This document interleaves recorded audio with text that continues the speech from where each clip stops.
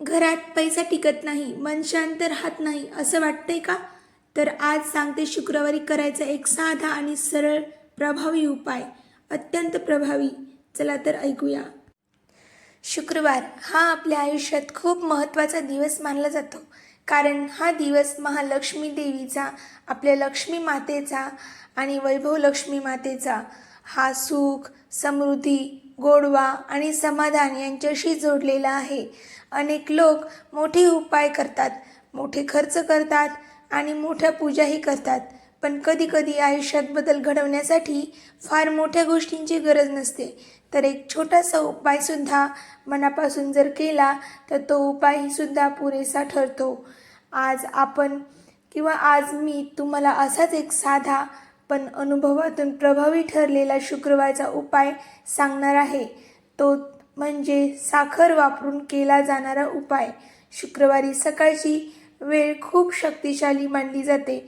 कारण त्यावेळी मन स्वच्छ असतं, घरात शांतता असते आणि दिवसाची सुरुवात होत असते. या सकाळी जर आपण साखर उजव्या हातात घेऊन एक छोटा उपाय केला तर तो संपूर्ण दिवसावर आणि हळूहळू संपूर्ण आयुष्यावर परिणाम करू शकतो. साखर म्हणजे केवळ गोड पदार्थ नाही, तर साखर ही गोडवा, प्रेम, समाधान आणि नात्यांमधील मधुरता याचं प्रतीक आहे. म्हणूनच धार्मिक दृष्टिकोनातून साखरेला विशेष महत्त्व दिलं जातं. शुक्रवारी सकाळी उठल्यानंतर आंघोळ करून स्वच्छ कपडे घालावेत आणि घरातील देवघरात शांत मनाने दिवा लावावा. त्यावेळी कोणतीही घाई न करता, कोणताही राग न करता किंवा कोणताही ताणतणाव मनात न ठेवता काही क्षण शांत उभं राहावं, देवासमोर थोडंसं शांत बसावं. नंतर हातात थोडी साखर द्यावी. उजव्या हातात थोडीशी साखर ठेवून ही साखर हातात धरताना मनात महालक्ष्मी देवीचं स्मरण करावं.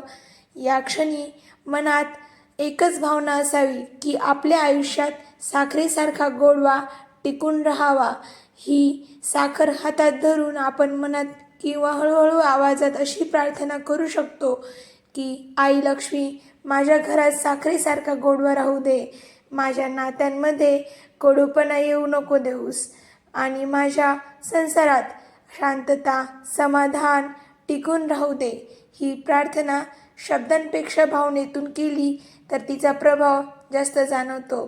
कारण श्रीमंत लोक कितीही श्रीमंत असले तरी पण ते मनातून दुःखीच असतात.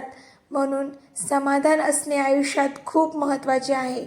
कारण दान असो किंवा पूजा ती मनापासून केली तरच तिचं फळ मिळतं, असं आपल्या परंपरेत सांगितलं आहे किंवा सांगितलं जातं.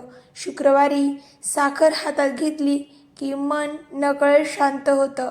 कारण साखरेचा गोडवा मनालाही गोड विचारांकडे घेऊन जातो.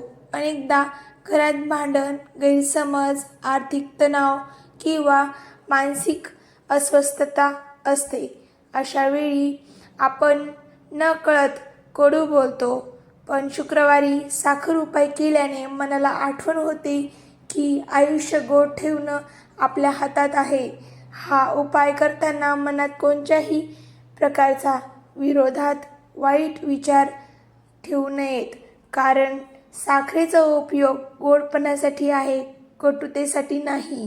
प्रार्थना झाल्यानंतर ही साखर एखाद्या गरजू व्यक्तीला आणि लहान मुलाला किंवा मंदिरात दान करावी.